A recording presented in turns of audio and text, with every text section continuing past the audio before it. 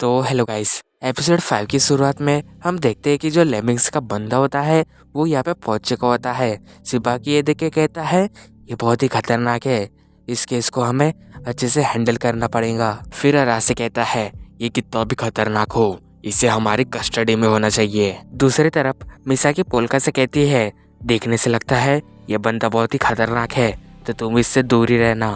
Polka जब उस person को देखता है तो उसके आसपास बहुत ही सारी कर्स स्पिरिट मौजूद होती है, लेकिन तभी वो पर्सन कॉप्स मेंबर पे अटैक कर देता है और हर कॉप्स मेंबर को उठा उठा के फेंक रहा होता है।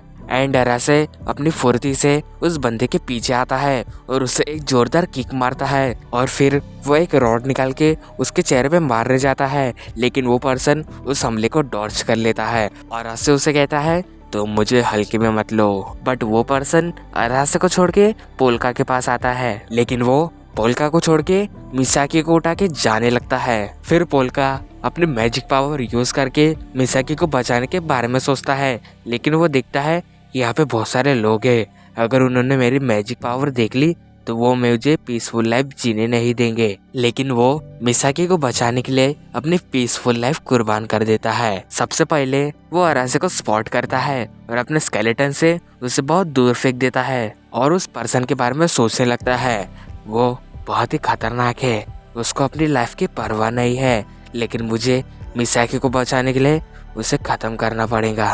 तभी पोल्का उस पर्सन को भी स्पॉट कर लेता है और अपने मैजिक पावर से उस पर अटैक करने लगता है, लेकिन वो पर्सन हर अटैक को डिफेक्ट करने लगता है। तभी पोल्का को लगता है कि वो अपने पावर को अच्छे से यूज नहीं कर पा रहा।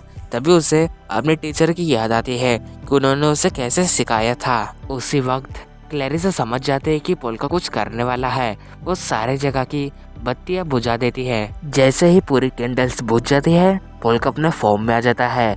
वो उस पर्सन पे लगातार अटैक करने लगता है, जिससे मिसाकी नीचे गिरने लगती है, बट पोल्का उसे संभाल लेता है। तभी पोल्का मिसाकी को कहता है मैं उसे देख नहीं पा रहा, तो चलो हम जल्दी से यहाँ से निकल जाते हैं। फिर हम देखते हैं वो पर्सन वहीं पे मौजूद होता है, जिसे देख के पोल्का उस पर अटैक करने लगता है, बट वो पोल्का के हर अटैक को डिफेक्ट करने लगता है और उन सब से बच के मिसाकी के पास आके उसे वहां से छुड़ा लेता है। मिसाकी उसे अपने पीछे देख के डरने लगती है, पर वो अपना दिमाग चलाती है और उसे कहती है पोल्का तो एक सीधा लड़का है, तुम प्लीज उसे छोड़ दो।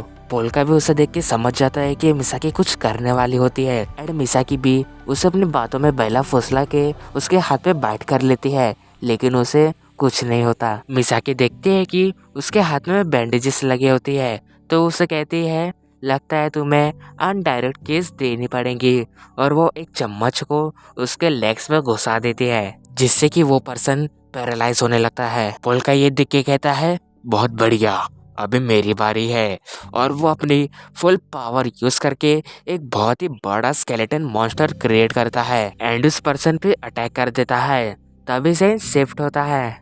अरासे और सुबाकी वहाँ पे बैठे होते हैं और बात कर रहे होते हैं, हम यहाँ पे जब अगली बार आएंगे तो पूरी तैयारी के साथ आएंगे।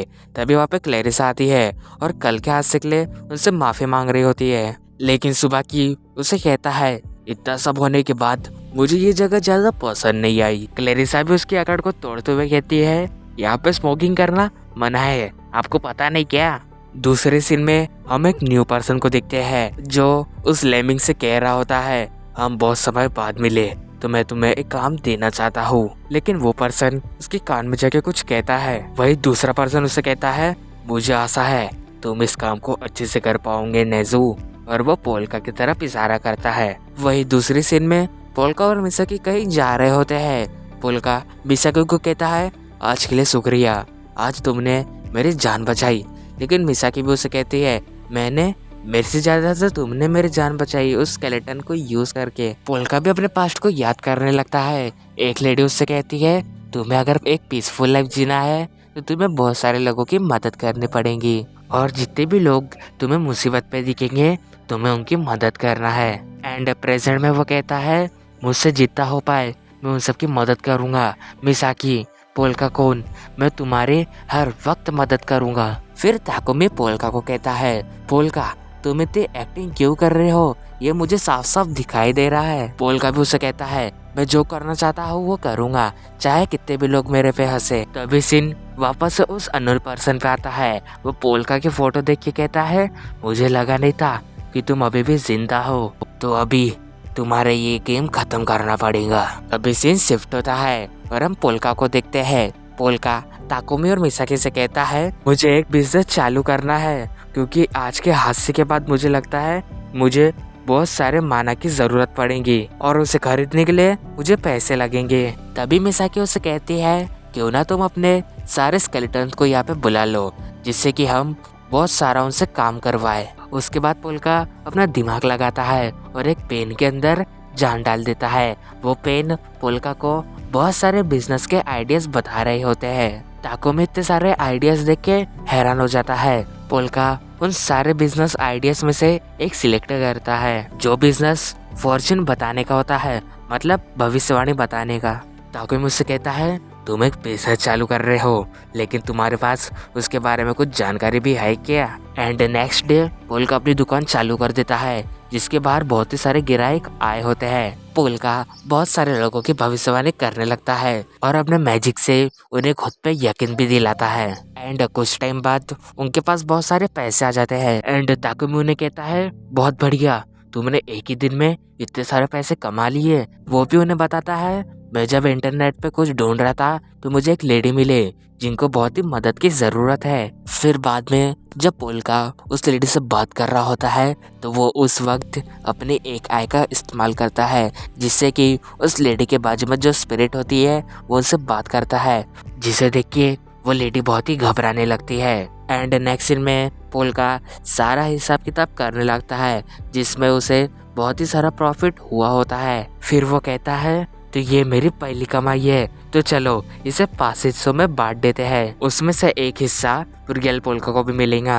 बट रियल पोल्का बोलता है मुझे पैसे नहीं चाहिए। तभी ताकुमी पोल्का को बताता है ये जो रियल पोल्का है ये बहुत ही पैसे वाला है, तो इसे इतने से पैसे की जरूरत नहीं पड़ेगी। तुमने अभी तक इसके पूरे मेमोरीज को कलेक्ट नहीं किया है। लेकिन तभी वहाँ पे पोल्का के छोटे भाई बहन आ जाते हैं, जिनके साथ कुछ बॉडीगार्ड भी रहते हैं। वो दोनों पोल्का को गुड इवनिंग भैया कहते हैं। उनको देख के पोल्का कहता है अगर मैंने इनसे बात की तो मैं कुछ गड़बड़ जरूर कर दूंगा। वो अपना मुंह छुपा के कहता है मैं तो पोल्का हूँ ही नहीं। वो दोनों पोल्का को देख के कहते हैं आप ये क्या कर रहे हो? हम आपसे इसलिए मिलने आए हैं क्योंकि हमने आपकी दुकान को देखा, आप फॉर्च्यून बताते हो ना।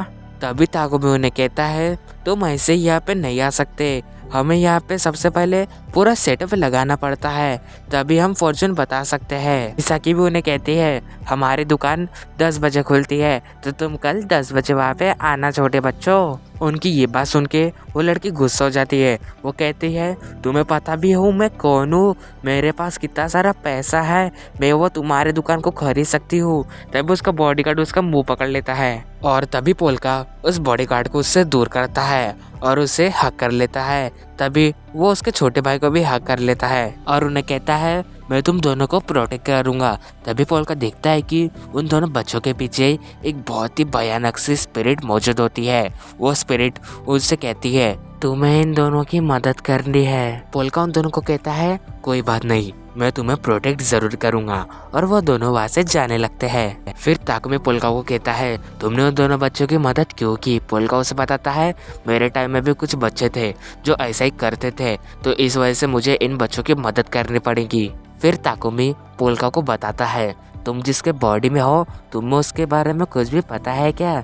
इसका जो बाप है वो बहुत ही ज्यादा पैसे वाला है। वो यहाँ पे सबसे ज्यादा अमीर तो नहीं, लेकिन वो बहुत ही अमीर है। और पोल्का तुम्हारा जो डैड है उसका नाम रोजन है, वो 79 ईयर्स ओल्ड है। पोल्का तुम रोजान के दूसरे बेटे हो, तुम्हारे डैड के पास बहुत ही ज्यादा प्रॉपर्टी है। देखा जाए तो तुम उनके नकली बेटे भी हो सकते हो, क्योंकि तुम्हारा नाम तो सागुरिया है, तो इसी वजह से उनके कुछ रिलेटिव ने वो प्रॉपर्टी हथियाने के लिए तुम्हें मारा होगा। अगर तुम वापस से घर जाओगे तो वहाँ पे तुम्हारे पूरे के पूरे दुश्मन है और तुम जो पीसफुल लाइफ जीना चाहते हो तो तुम वो नहीं जी पाओगे। तभी नेक्स्ट सीन में हम उन दोनों बच्चों को देखते हैं जो कहीं पे जा रहे होते हैं। तभी उनके सामने एक गाड़ी आके रुकती है और उनमें वही पर्सन बैठा होता है जिन्हें लेमिंग्स के साथ बात किया था। वो उन दोनों से पूछता है क्या तुम पोल्का से मिले हो? वो दोनों बताते हैं हाँ हम पोल्का से मिले हैं और वो घर वापस आ रहे हैं। एंड वो पर्सन भी सोचता है आने दो, वैसे भी वो ज़्यादा दिनों तक जिंदा नहीं रह पाएगा। और यहीं पे हमारा एपिसोड 5 खत्म होता है। Thank you for watching my video.